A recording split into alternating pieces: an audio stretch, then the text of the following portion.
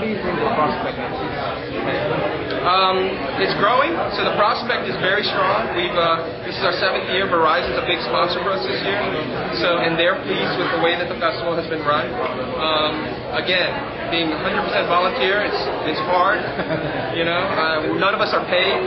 I mean, I think I work more for the festival than I do for my real job, so it's a lot of work, but it is rewarding because I'm also a filmmaker as well. I make documentary films, I make short films, and I want to be able to help support a lot of the other, local and national and independent filmmakers that are out there.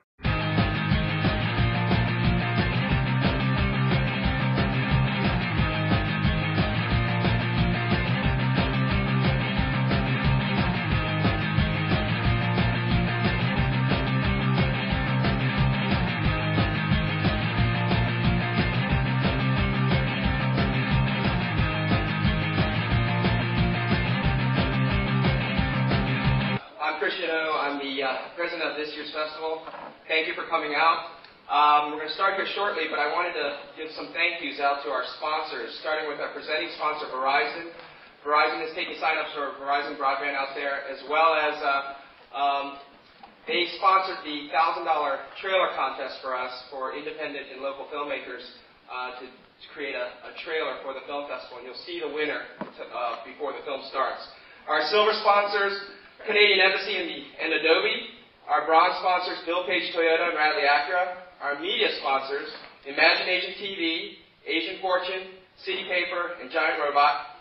And then, of course, thanks to all our supporting community sponsors, especially the DC Improv, who donated tickets that we're going to be raffling off here shortly, and George Washington University, Allison Curtis, for the use of this facility.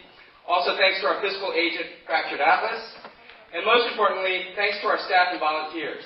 We are a 100% nonprofit and volunteer-run organization, so without them, this festival would not be possible.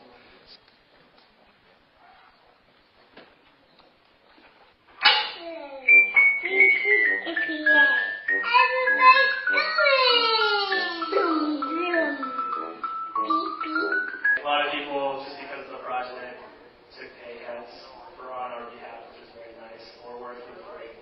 And then the next step was film festivals. We're here now, and hopefully by early next year, we'll be distributing the film on video and DVD and such. I just want to dance with you.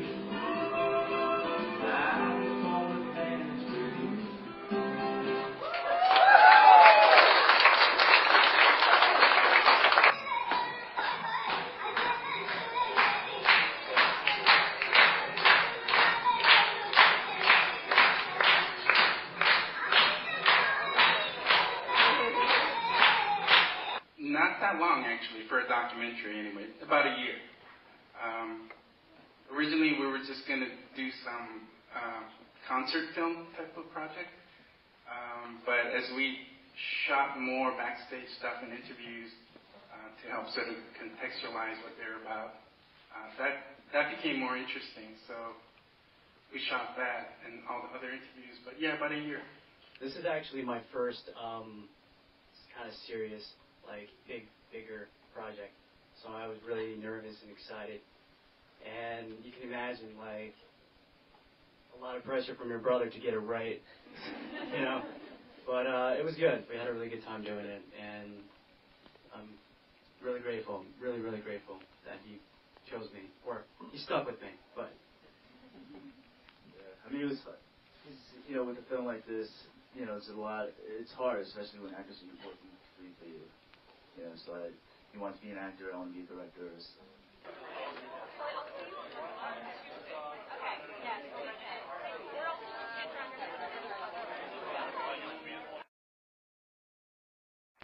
If it's about the work, if it's a good piece of work, if it's something that you could do well, I think you have to go after it. And I think one example from this film is actually Steve Park in that bit from Wells Fargo.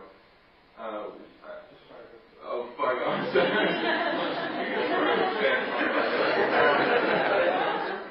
don't know. But I remember seeing that, and the point that they showed in this film was that it was about sort of another marginalization, that it was sort of the Asian male trying to go after the white woman and failing. But I remember seeing it and hearing his voice in the film because he has a phone conversation before you actually see him. And when I saw him, I was just blown away because he did the part so well that I wasn't expecting to see an Asian in that role when he came on screen. And I was just impressed by his ability to do that role and do it well.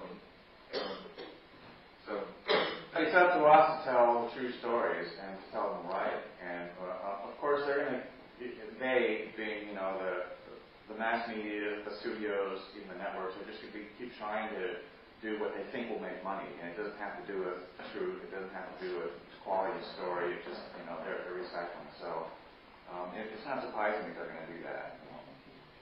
I just wanted to let you guys know that on Wednesday in the women's shorts program, one of the shorts is directed by the dude that was me. And it's actually not a short, it's a pilot. It's a television pilot for an Asian American high school family dramedy. It's called My Life Disoriented. It's going to show nationwide on PBS Network on December 26th, the day after Christmas. But you can see it on Wednesday. And what's really exciting about it is that in advance of the premiere, we're already in talks with different networks about the pilot becoming a series either on PBS or on a competing network. So we may once again have an Asian American television series for the first time since the mid-90s. So if you want to check that out, I know you like it. Has Hamilton Media, Dennis Stein, Karen Anna Chung from Better Luck Tomorrow is in it. And pretty much has everything covered. It has good-looking, really sexy Asian American dudes. Sexy Asian American gal, and it has a hopper guy, and it has Hamlet. So I hope to see you at 6:30 on Wednesday. It was inspired by two memories from my childhood. When I was 5 years old, my grandmother died, and my father told me this really lovely story that she was reincarnated into a goldfish. And then when I was 8 years old, I somehow ended up at Sunday school. It was back in the 70s, so we were playing outside, and they used to recruit people quite regularly on the street, and we got shipped off in busloads to these new churches, that Sunday schools that popped up in a neighborhood, and I was eventually told that my grandmother was in hell because she's a Buddhist. And so this film is really about this little girl trying to reconcile these two ideas and try to come up with something on her own. And basically that was very similar to my childhood because I grew up parents who were Buddhists, more like the black magic Buddhism. It's more about bringing luck to the family. So I grew up in a very dual religious household. Well, before I didn't really think about acting. And while doing the movie, I learned, I guess I can kind of act. And that I would like to do lots of stuff in the film industry still. Yeah. Don't forget about the after party at Panache. Bring your ticket stub. Cover's normally $10, but if you have a ticket stub, it's free. So we will be partying there. So again, thank you. And I close this festival. Thank you for coming out.